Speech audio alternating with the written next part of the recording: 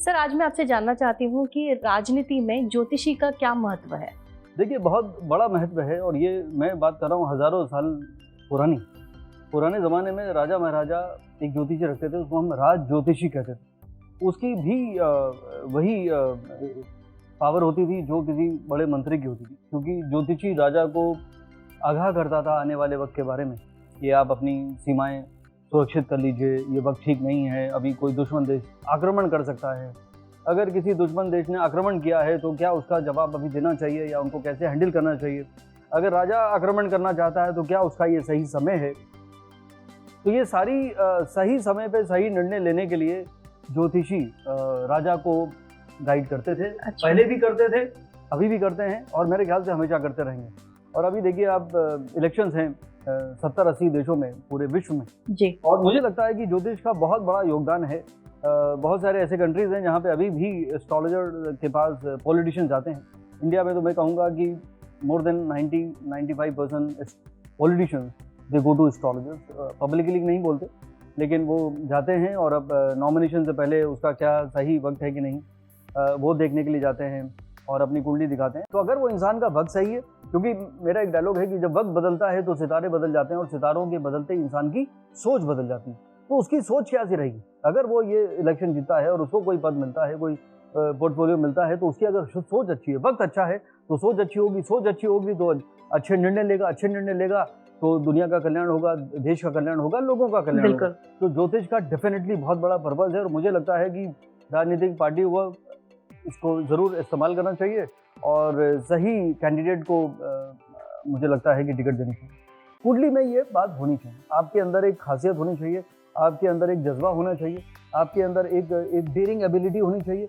आपको पता है कि क्या बोलना है, क्या नहीं बोलना है, कब चुप रहना है। ये आपके अंदर, इसको कहते हैं साम दाम दंड भेद, डिप्लोमेसी, टैक्ट और मैनिपुलेशन।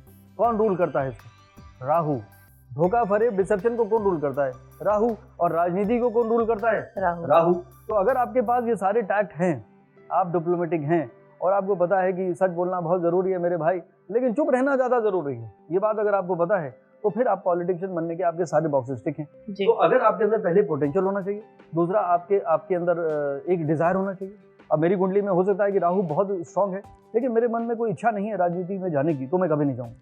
तो डिज़ायर होना बहुत ज़रूरी है। और अगर आप चाहते हैं, और सक्सेस कब मिलेगा कि राहुल गांधी होने के बावजूद आज मैं पदयात्रा कर रहा हूँ और देश का प्रधानमंत्री कब बनूंगा? जब सही वक्त आएगा।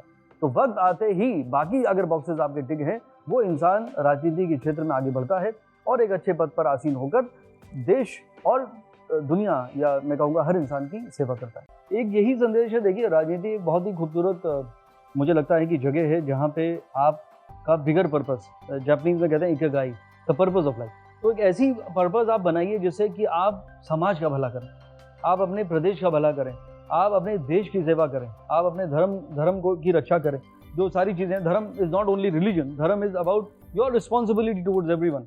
तो मुझे लगता है कि एक अच्छी सोच के साथ, एक पॉजिटिव सोच के साथ और एक बिगर पिक्चर देख के अगर आप एक ईमानदारी के साथ, मज़े में गुजर रही है ज़िंदगी झूठ बोलने वालों की, राहु की बात कर रहा था, मज़े में गुजर रही है ज़िंदगी झूठ बोलने वालों की, और हम सच्चाई से जी रहे हैं बड़ी मुश्किलों के साथ।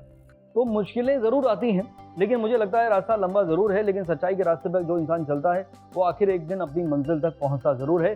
और इतिहास गवाह है कि जिस इंसान ने अपने सही सोच से, अच्छे कॉन्शियस से और एक पॉजिटिव अप्रोच लेकर देश के लिए कुछ सोचा, वो इंसान उस लेवल तक गया ज़रूर। तो जितने लोग हैं जो यहाँ पे राजनीति में जाना चाहते हैं, अगली बार उनका नंबर आएगा, यही कामना है।